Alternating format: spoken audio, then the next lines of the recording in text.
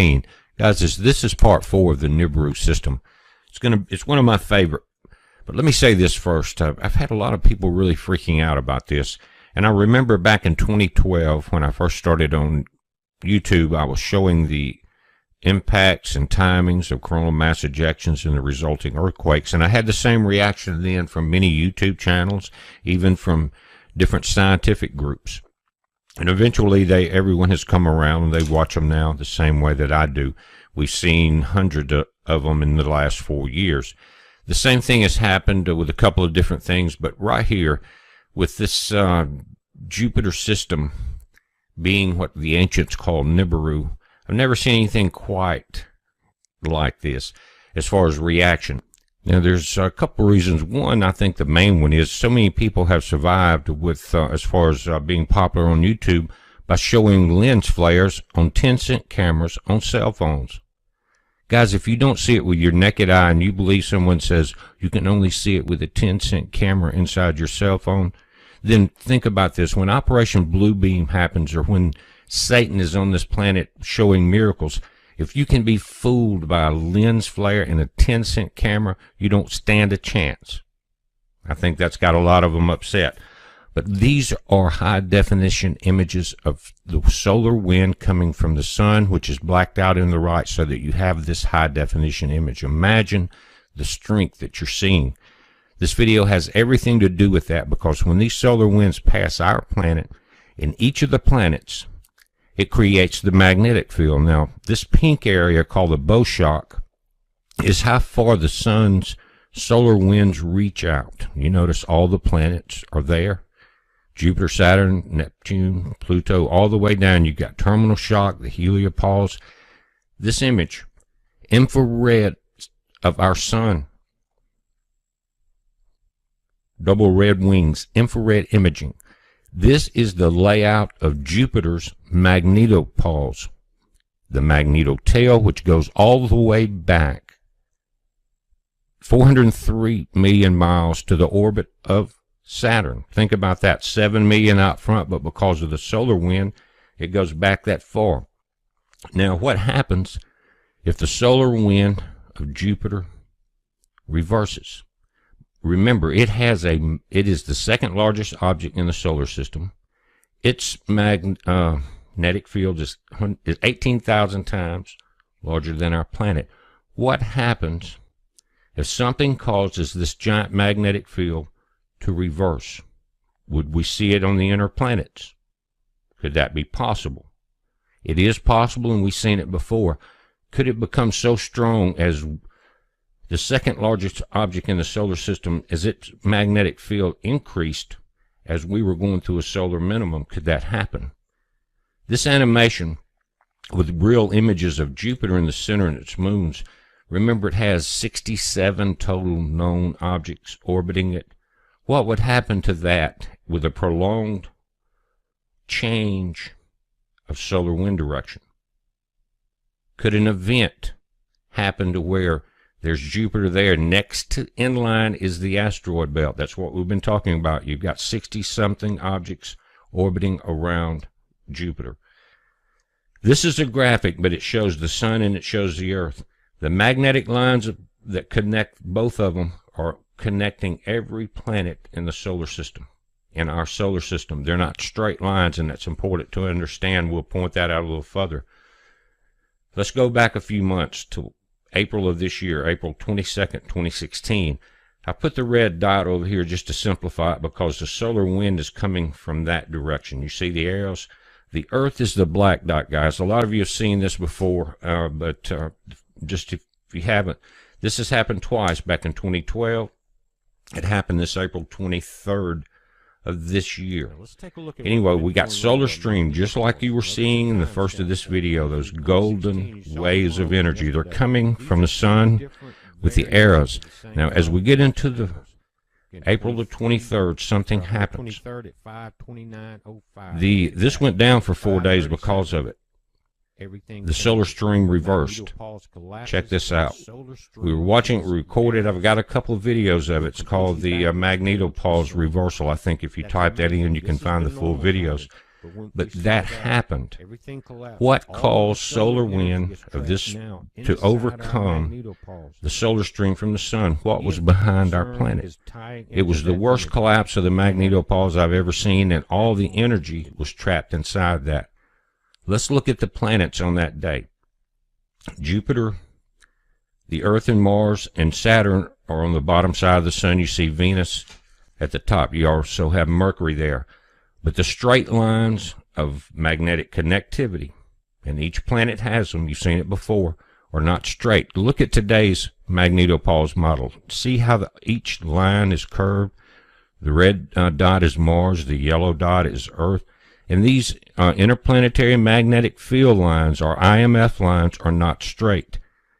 So when you look at the image to the right as it's overlaid, as the Earth is to the right of Jupiter, the magnetic field lines from the sun and cross the Earth going towards Jupiter on that day, on the exact day of something that is unheard of, except one other time that I know of in the history of where we could record it with instruments. I'm sure it's happened before, and I think it happened for more than a few days about 12,000 years ago. We'll get into that. But here you've got Jupiter. You see Io, Europa, Ganymede. Ganymede is has its own magnetic field. It's the only planetoid or moon in the entire solar system that also has a magnetic field the way that Jupiter does. Now, Jupiter has its auroras, telling you that it has a magnetic field, and these auroras are controlled by these moons, they say, if you study about it. It also has rings, but it's a finer dust particles than Saturn, but it's from the many collisions, and like I said, we've got over 60 known moons, but there's millions of these tiny, small pieces, and it's the indicator of the destroyer and what has happened before. This is its magnetosphere, or the shields of its planet, just the same way the Earth has them. It has them, and it reaches out, and it's just like the sun. It is, some people will call it a pulsar, not just a failed star, but a pulsar. Now it has its own radiation field, as you can see in these graphics.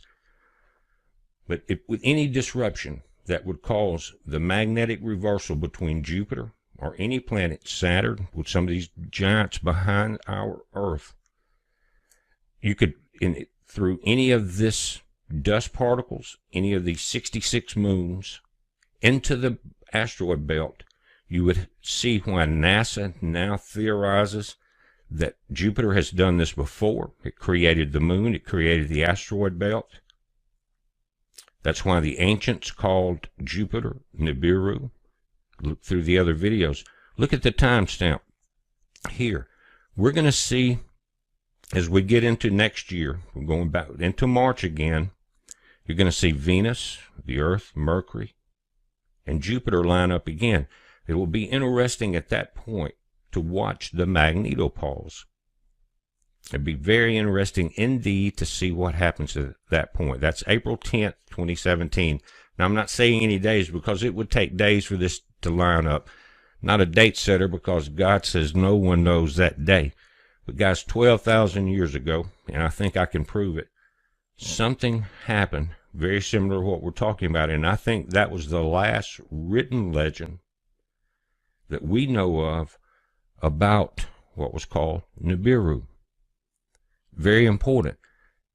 12,000 years ago is when I also think that the flood of Noah happened. The reason I say that is because, guys, you had the first 6 days, you had the day of rest. But if you read the Bible, one day with man is 1,000 years with our Lord. And that would make very logical sense that it took 1,000 years per phase of what we went through in Genesis. You understand what I'm saying? And then we've had another 6,000 years or so since that point. And 12,000 years ago, something happened on this planet that's very well documented. I've documented it in videos before. I'll briefly touch on it here. But notice at the very bottom line of this, and you can read it, it says strong currents in the magnetosphere generate permanent aurora around the planet's poles and intense variable radio emissions. They were picking these up even in 1950. But they say that, which means that Jupiter can be thought of as a very weak radio pulsar. Think about that. It's the electromagnetic spectrum has been seen in the infrared, visible, ultraviolet, and soft X-rays, and it's like wings going out both sides of it, just like a couple of the images that I was showing you.